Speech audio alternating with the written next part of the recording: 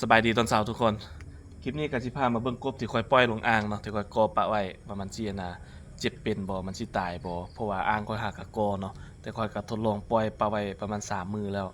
เนาะหลังจากที่ว่ามันบ่เป็นหยังก็เอากบทั้งหมดมาใส่เลยเนาะทุกคนมาเบิ่งนำกันเนาะได้2 มื้อแล้วเอ้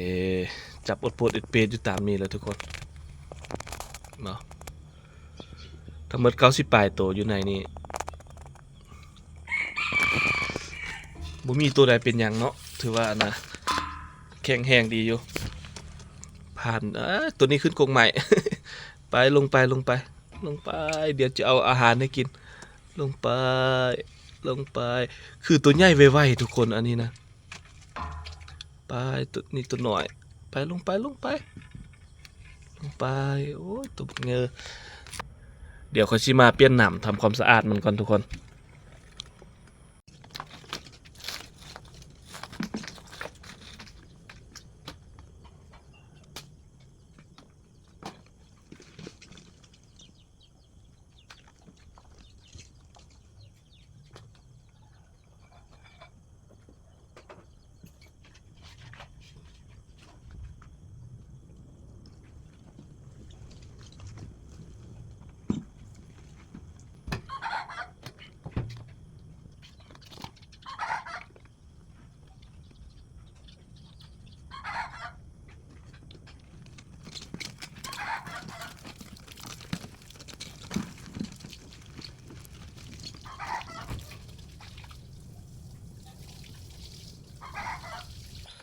ปล่อยน้ำไม้ใส่หลางเอาขี้เหงื่อมันออกหลางเอาขี้มันออกเนาะทุกคน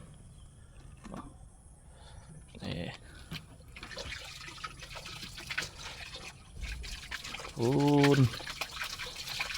ล่างเอาจุดน้ำมันใสพุ่นเนาะ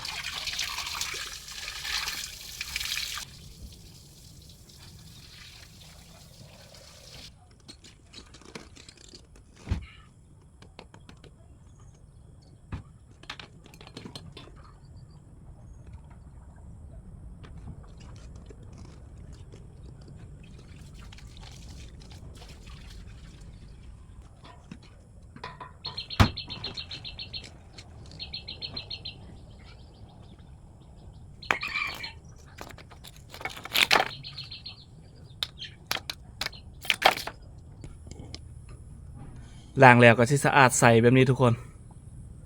เขาต้องได้ทำความสะอาดเสาสวยแรงเลยเนาะมันจึงจีบทรงกินเหม็นพูนมันกี่ยานตอนล่างเมื่อกี้ไปเหาะอยู่เจพุ่นเบิ้เลยก่อนเหมือนตาลกๆอยู่อาเรียเขาสิมาเกลือมันเนาะ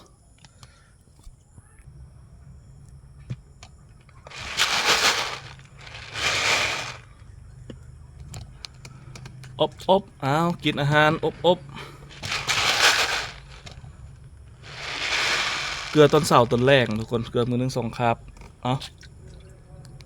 เริ่มสวบละกินอาหารกินอาหารกินข้าวเศร้าคนยังไม่ได้กินเธอให้กบกินก่อนเอา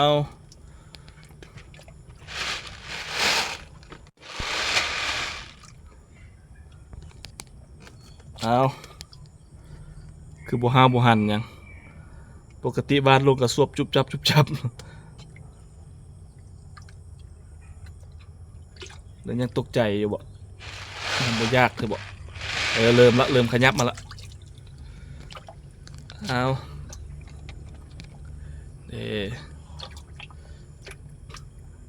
สังเกตเบิ่งเนาะครับมันเฮาว่านลงเถอะน้อยครับมันกินเบิดแล้วจึงว่านลงเติมมันจึงบ่เปลืองหัวอาหารคำว่าเฮาว่านลงหลายๆเลยมันเจนั่นมันบ่กินมันสิได้ทิ่มหัวอาหารแล้วล่ะเนี่ยมันก็กินอยู่เนาะกินดีอยู่อ้าว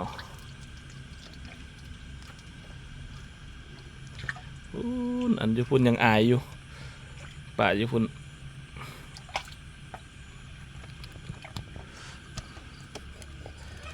ก็สิประมาณนี้เนาะทุกคนตอนนี้มันก็ถือว่าค่อนข้างบรรลึงกับอันน่ะอ้างไม้แล้วเนาะแล้วก็แต่ว่าเฮาควรเฮาล้างน้ำมันกินมันบ่อยากกินหัวอาหารเถอะปะไว้จังน้อยพุ่นแหละเนาะบ้านปะไว้ล่ะจังน้อยมันสิกินเอากิน อบเต็มเอาอันนี้เพิ่นข้างอยู่นี่บ่ลงไปกินอาหารนำเพิ่นเลยข้างอยู่ต้นไม้ครับเดี๋ยวเอาไม้เคี่ยมลงก่อนไปลงไปกินหัวอาหารก่อนไปกินข้าวกินน้ำก่อนไปล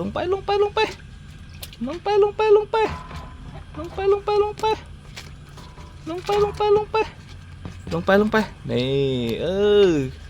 กินข้าวกินน้ำอิ่มแล้วจึงมายองมาง่อยโอ้ไปน้องบ่ทันหมู่โอ้ง่อยอยู่เทิง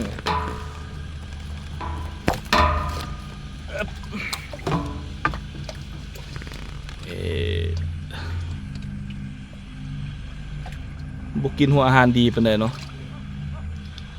เรื่องมันยังบ่ยากเด้อบ่